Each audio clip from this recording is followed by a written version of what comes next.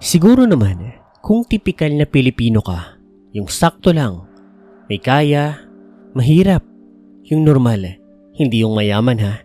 Sigurado naman kasi ako na bihira lang sa mga mayayaman yung kumakain sa karinderya. So heto na nga, kung kagaya ko na tipikal na Pilipino, alam ko, binuhay ka na ng karinderya. Hello Sir Paul, hello mga kapanset, ako po si Miko, galing Pasay. Nangyari ang karanasan na ito early 2000s po. Binata pa po ako niyaan. Nagsisimula pa lang po ako sa buhay. Sa kasamaang palad, hindi naman sa kasamaan kasi may blessing naman pong nangyari kahit biglaan. Nagkaroon po ako ng anak niyaan. Panganay ko, panganay namin ng misis ko. Wala sa plano.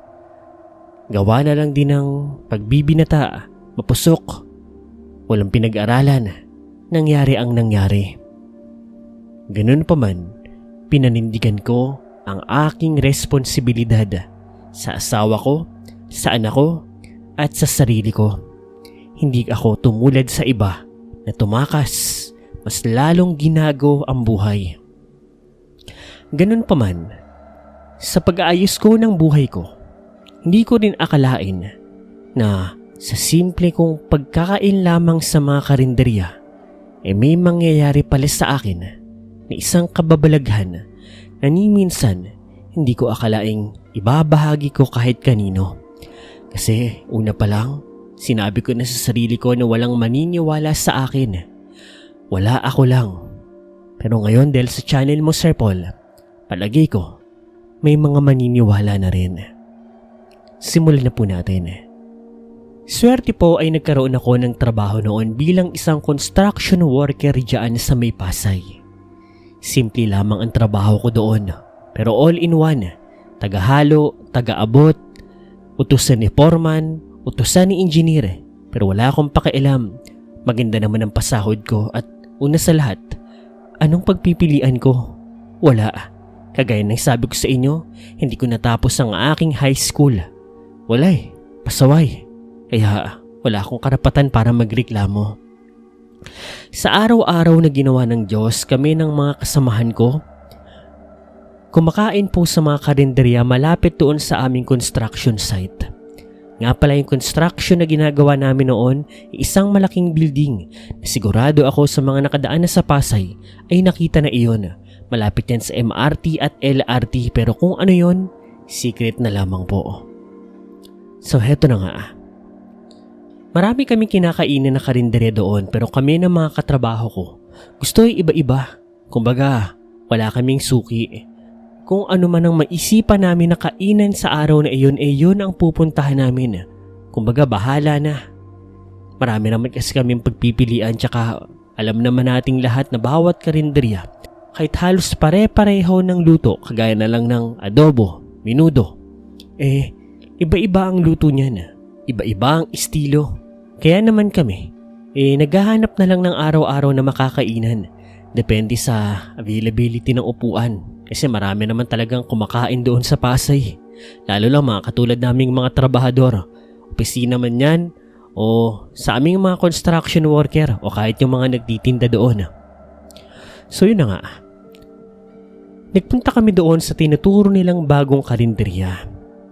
Medyo gutom na ako noon kasi konti lang kinain ko nung almusal Excited ako. Sabi ko noon, ano kayang masarap na putahay ang meron sa bagong karinderya na yun. Pagdating namin doon, wala pong masyadong tao. Iskinita kasi yun tapos wala mga bahay. Katabi noon pabrika yata o ewan, basta building din. Tapos dinadaanan din yun ng mga tao pero mga ilan-ilan lang. May kumakain doon, onti lang din. Pero napansin ko sa kumakain doon, parang ang weirdo nilang mga tao. Ewan, hindi nakangiti, tahimik lang, nakayuko. Tapos ewan basta ang weird talaga nila. Nga pala nung panahon na yun medyo maulan. Buti nga, medyo mataas na yung building na nagawa namin kaya kahit umulan tuloy-tuloy pa rin yung trabaho. 4 kami nung magkakatrabaho.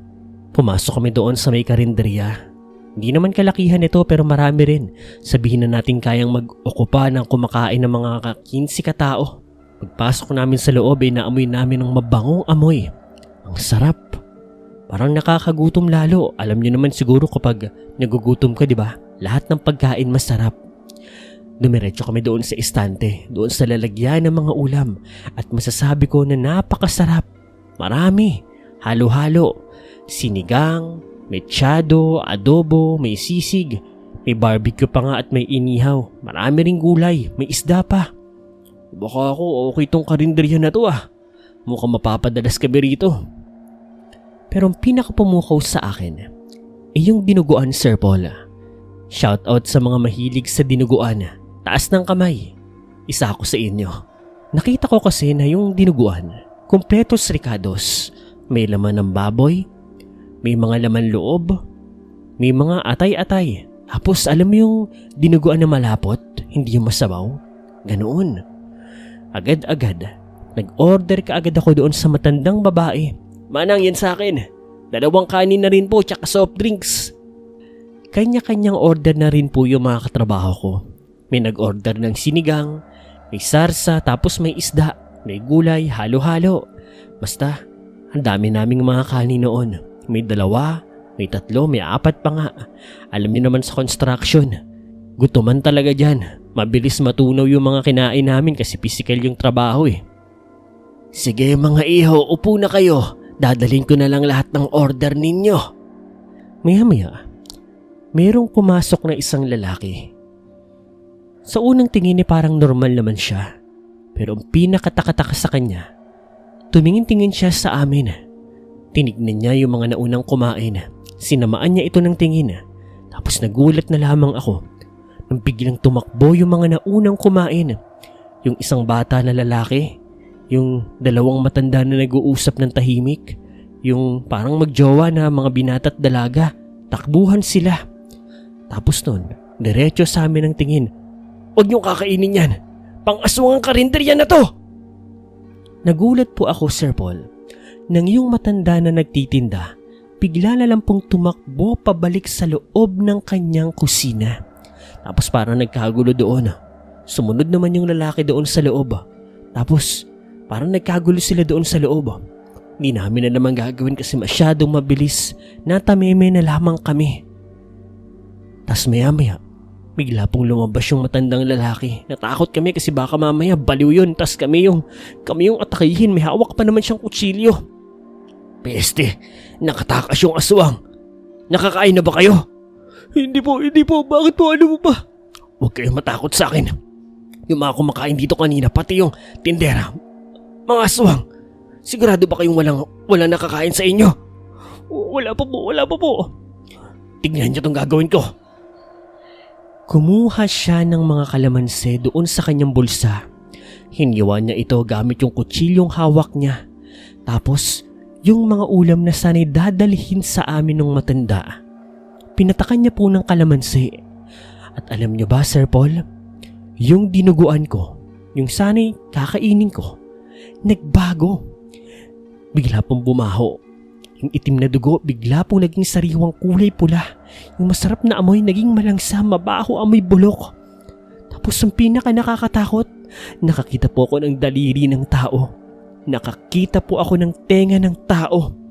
Mata, ilong, ari. Nakita nyo na. May lahok na karne ng tao ang ilan sa mga putahe ng mga pagkain sa karinderyang ito. Umalis na kayo. Bilisan nyo ko ng bahala dito. Takbuhan kami ng mga katrabaho ko, Sir Paul. Hindi kami makapaniwala. Kakilakilabot. Wala kaming pinagsabihan ng karanasan na iyon dahil una sa lahat, kami nga hindi makapaniwala tapos ibabahagi pa namin sa iba. Sinong maniniwala? Pero ang dami mga katanungan sa isip namin na palagi namin hindi na masasagot. Una, sino yung matandang yon? Pangalawa, bakit may karinderya doon na para sa mga aswang? Pangatlo, anong nangyari sa karinderya dahil alam nyo ba, binalikan namin yon ilang araw ang nagdaan at nakita namin simot na ang lahat ng nandoon sa loob. Walang natira. Walang bakas na para bang may nangyari. Kilabot na kilabot kami ng mga kaibigan ko. Mula noon, Sir Paul, Kumain na lang kami doon sa karinderya na kinakainan namin na may daladala na kalamansi. Magandang araw, Sir Paul. Ako ho si Mildred. May edad na po sa kasalukuyan. May mga anak at may asawa. Nangyari po ang karanasan na ito sa Batangas. Sana po mapili nyo ang ipapadala kong kwento. Simulan na natin. Meron po kaming outing noon, Sir Paul, sa Batangas. By the way, taga Manila po kami. Sobrang saya po namin noon. Family outing. Kumpleto kami lahat ng mag-anak ko. By the way, sa side ko po ito ha. Yung mga kapatid ko, nanay, tatay ko, yung mga pamangkin ko, mga pinsan-pinsan. Basta kumpleto kami noon. Kumikulang man, iilan lang. So, yun na nga. 2 araw kami at 1 gabi doon sa resort. Wala naman kami naging problema. Sobrang saya at sobrang nakakapagod. Pero magsisimula ang kwento na ito noong pauwi na po kami. Magagabi na po nang matapos kami maghanda. What I mean is asikasuhin lahat ng gamit namin. Yung mga bata, yung mga damit namin. Tapos sabay-sabay kaming bumiyahe pabalik ng Maynila. Ngunit, yung isa sa pinsan ko na medyo may kaya-kaya dahil seaman at isa rin sa mga sponsor namin nung outing na iyon, sabi niya, manlilibre daw siya ng lomi kasi gusto nga raw niya makatikim ng lomi. Sasakay na raw kasi siya ulit ng barko eh. E di kami, sino ba naman kami para humindi? Una sa lahat, libre yun. Tsaka wala naman kaming gagawin eh. Kinabukasan wala pa rin naman pasok. At dagdag experience na rin yun kasi misi kami. Hindi pa nakakatikim ng lomi nung time na yun kasi mga taga Manila pa kami. Sa Manila noon, bihira pa ang nagtitinda ng lomi unlike ngayon, di ba? May social media na eh. So kami, sumunod lang kami sa pinsan ko. Bali, 2 jeep, 1 van, 3 kotse kami noon. Yun ang gamit namin, ang dami namin eh. E di sunod lang kami ng sunod. Iba na nga rin yun sa daan namin nung papunta kami roon. At siguro makalipas ang ilang mga oras, sabihin na nating mga 8:00 na ng gabi, may narating kaming isang liblib na lugar. Pero sa liblib na lugar na iyon, merong kainan. Lomi House. Hindi ko na lang babanggitin ang pangalan, pero nakapangalan ito sa isang babae na siguro may-ari noon. At sa pagbaba namin ay nakaamoy kaagad kami ng masarap na putahe. Alam niyo yung amoy ng masarap na niluluto? Hindi pa nga namin alam na lomi yun eh. Maya-maya po, pumasok na kaming lahat doon sa may Lomi House. Malaki ang Lomi House na iyon, Sir Paul. Sobrang laki. Dami nga rin kumakain doon sa loob eh. Biruin mo, ang dami namin ang angkan ko noon pero nagkasya pa rin kami doon sa loob. Tapos meron pang mga kumakain noon ha. Ganoon kalaki at mukhang ganoon kasikat yung kainan na iyon kasi kahit nasa liblib na lugar, dinadayo po siya. Ang sabi naman ng pinsan ko, nabanggit daw yun sa kanya ng isa sa mga kasamahan niya sa barko. Kaya ayun na nga, dahil cravings nga raw niya yun, tikman daw namin. So ayun na nga, nag-order siya para sa aming lahat. May mga lomi, may pansit chami at may mga kanin din, halo-halo na kasi bukod sa mga pansit-pansit, sabaw-sabaw, meron pang ibang mga potahe doon. Nang magsimula kaming kumain, first time kong mapasabi na, ala kaasarap pala ng lomi eh. Peking Batanggenyo pero no jokes aside, ang sarap ng lomi, Sir Paul. Pero sa gitna ng masarap na pagkain namin ng lomi, Sir Paul, dito kami nabigla. Bigla pong nagkaroon ng komosyon sa labas. At yung mga waiter, yung may-ari ng lumihan na iyon, yung mga nagmamanage, bigla pong nagtakbuhan papalabas at syempre kami, bilang mga usisero at usisera, labasan din at sulyap. At doon kami nagulat, Sir Paul, dahil yung mga nagmamanage ng kainan na iyon, may kinakalaban na maraming nilalang. Nilalang, Sir Paul, kasi hindi ko mawari kung tao ba sila, hayop ba sila. Hanggang sa may nakapagsabi na, "Aswang ang mga yan! Magtago kayo! Dalian nyo!" Gulat na gulat kami. Doon ko na napagtanto yung itsura nila kasi may kamay, may paa, may katawan, may ulo. Pero yung itsura, Sir Paul, parang aso. Tapos yung iba may maliliit na pakpak, may malalaki pa nga. Pero dito ako nabigla kasi kahit nakakatakot yung itsura ng mga aswang na kung tama ko ng pagkakaalala mga nasa 7. Yung mga nagmamanage noong lumihan kay gagaling lumaban. May mga hawak silang itak. Tapos ang husay po nilang umilag sa mga kalmot, kagat, sipa o kung anumang atake ng mga aswang. Ang gagaling po nilang makipaglaban. Tapos sila pa nga yung nakakatama sa mga aswang, Sir Paul. Ang galing talaga. Hindi kami makapaniwala. Hindi po nagtagal. Nataboy po nila yung mga aswang. Maraming nasugatan doon sa mga aswang. Pero doon naman po sa mga tauhan ng lumihan, konti lang. Galos-galos lang. Tapos nagtatawanan pa sila. Maya-maya, Sir Paul, yung may-ari ng lumihan na isa sa mga nanguna sa pakikipaglaban doon sa mga aswang, lumapit sa amin. Pasensya na ho sa kaguluhan, mga mamat sir. Inatake ho tayo ng mga aswang pero ligtas na ho kayo. Para ho pambahid namin sa problemang idinulot namin, takot, panganib, libre na ho lahat ang order ninyo. Pasensya ho talaga.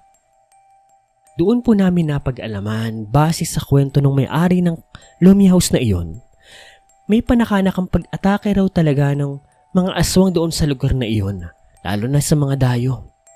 At sila daw, may lahi daw na mga albularyo, kaya magaling daw silang makipaglaban. Kami naman, Sir Paul, nakipagkwentuhan pa habang kumakain ng lomi doon. Ninamnam namin yung libreng lomi. Siyempre, sayang din Nakaalis naman kami doon ng ligtas, Sir Paul. Hinatid pa nila kami sa mas ligtas na daan sa mas marami ng mga sasakyan, kaya napanatag kami. Mula noon, Sir Paul, bawat kumakain ako ng lomi o nakakakita sa social media ng mga lomi-lomi na yan, nagbabalik kunitas sa akin yung munti naming karanasan na iyon na minsan na kaming atakihin ng aswang.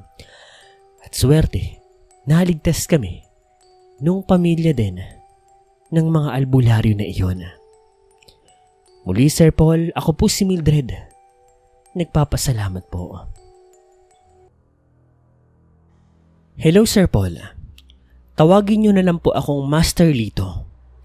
Hindi ko na po sasabihin kung anong parte po ako ng sandatahang Pinoy. What I mean is kung militar ba ako, pulisya ba ako.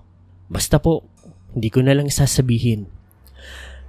Balik po tayo taong 1991. Kung kailan po aktibo pa ako sa aking serbisyo. Nag-undercover po kasi kami noon ng mga kasamahan ko sa isang liblib na baryo sa may Kabugaw, Apayao.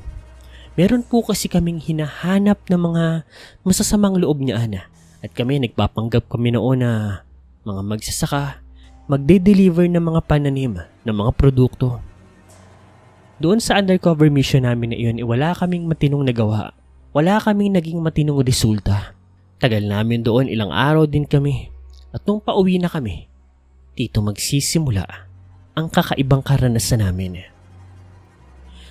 May dinaanan kaming isang karinderya noon doon din mismo sa may Kabugaw, Apayao. Gutom na gutom kami. Ilang oras na kami sa biyahe noon. Buti nga may karinderya doon at mukhang malinis at masarap naman. May mga kumakain din Gabi na po noon, Sir Paul. Order kaagad kami ng mga nakita naming masasarap na pagkain. Kain. Ang sarap ng kain namin. Hanggang sa maya-maya, habang nagpapahinga po at mahilo-hilo pa sa kabusugan, meron pong isang customer doon na bigla na lang nag-amok. Napalilibutan na namin kayo. Magbayad kayo. Kausap niya yung may-ari ng karinderya. Kami naman ng mga kasamahan ko naging handa lang, pero naging tahimik. Mga sir, wala ho talaga kaming ibabayad sa inyo. Kailangan din ho namin ang pera na ito. Kasi ho, mag-aaral na rin ho yung panganay naming anak. Ano bang sabi namin sa inyo? Wala kayong karapatang negosyo dito hanggat nandito na kami. Mga sir, parang awan nyo na ho. Maliliit lang ho kami ng mga negosyante. Kailangan ho namin ng pera. Sir Paul, doon na po ako tumayo kasi akala namin mga rebelde yun. na naninikil nga sa mga maliliit na negosyante doon sa lugar. Anong problema dito, mister? Bakit? May magagawa ka ba? Nagulat na lamang ako, Sir Paul, nang bigla pong magpalit ng anyo yung tao na yun. To cut the long story short, naging aswang. Hindi ko na kailangan ipaliwanag. Hanggang sa nagulat na lang ako nang magpaputok yung kasamahan ko. Hindi doon sa kaharap ko, kundi doon sa labas kasi pagkita ko po doon, maraming aswang. Sa isang iglap, Sir Paul, nagkaroon po ng kaguluhan doon, Sir Paul. Nagpaputok na rin po ako ng baril na nagmula doon sa nakasukbit sa aking baywang. Tapos yung mga aswang, takbuhan papalayo, Sir Paul. Akala nga namin papalag sila. Pero natakot ang sila sa mga putok ng baril namin. Nang makaalis po sila, Sir Paul, binalikan po namin yung karinderya na yon at doon po nila sinabi sa amin na ilang araw na nga raw silang ginugulo ng mga aswang. Sinabi po nila sa amin kung saan nagkukuta yung mga aswang. At noong mga panahon na yun, Sir Paul, hindi na kami nagdalawang isip ng mga kasama ko. Pinuntahan po namin yung kuta ng mga aswang, Sir Paul, at pinaulan na namin sila ng bala. Dahil nga sa bigo na misyon namin, doon na lang po namin ibinungo sa kanila yung inis namin, yung gigil namin na mahanap yung hinahanap namin. May mga napatay kami, Sir Paul, pero may mga nakatakas din. Marami. Ganun pa man, wala kaming pakailam. Importante, pinagawa kaming tama. Binalik-balikan pa po namin yung lugar na iyon. Kailangan pa rin namin kasi mahuli yung mga hinuhuli namin. Yung karinderya ay binalik-balikan din namin. At base naman sa kanila, hindi na po nagbalik pa yung mga aswang. Eventually, Sir Paul, nahuli rin po namin yung mga hinuhuli namin. Kaya sobrang saya namin. Nakatulong na kami. Nagawa pa namin ang misyon namin. Dito na lang, Sir Paul. Shoutout na lang po sa mga tropang Master Ikotilyo dyan. Batch 1997. Dito na lang po. Yon. Sana po nagustuhan nyo ang mga kwento natin patungkol sa mga karinderya, kakaiba, mga bago. Anyway, guys, unang-una, nagpapasalamat po ako sa mga umorder ng mga t-shirt natin na super sale. Konti na lang po ang mga natitira. Habol na po kayo. Meron pa pong limited stocks na lang po. Order na po kayo. Ito. Meron pa pong mga natitirang stocks. Sa shoutout ko po sa mga susunod na araw, yung susunod na upload yung mga nag-order kasi ito pong order, ito mong recordings ko is advance to. So sa mga nag-order dyan, hintay-hintay lang po kayo. Sa mga nag-order dyan, hintay-hintay lang po kayo kasi isi-shoutout ko po kayo isa-isa ha. Salamat po. Sa mga gusto mag-order pa po, habol pa, meron pa pong natitira. Ito na lang po. Yon, order pa kayo. Maraming salamat po. Sa mga gustong mag-order, punta lang po kayo sa Facebook page natin. Ang Creepy Macpansit Stories, doon po ako nag-a-accept ng orders, hindi po dyan sa Facebook comments. Punta po kayo doon, usap po tayo doon. Maraming salamat po. And by the way, follow din po kayo doon sa page natin. Araw-araw din po tayong nag-share ng mga kwentong kababalaghan doon. Guys, sa mga hindi pa rin nakakaalam kung bakit medyo mabagal ang uploading natin dito sa channel, yun po ay dahil, alam nyo na, nagbumabelo pa tayo at pag nakabalik na po tayo dito sa YouTube, araw-araw na po ulit yan. Kaya bear with me, sana nandyan lang kayo, sana huwag kayong tumigil sa pagsuporta dito sa ating channel at sana yung ganitong nakaharap ako sa inyo, habang ninanarrate ang kwento, sana makasanayan din ninyo kasi mukhang ito na talaga yung bagong kailangan sa YouTube. As much as possible, inaaral ko din yung mga kwento para nakaharap na akong nagkikwento sa inyo.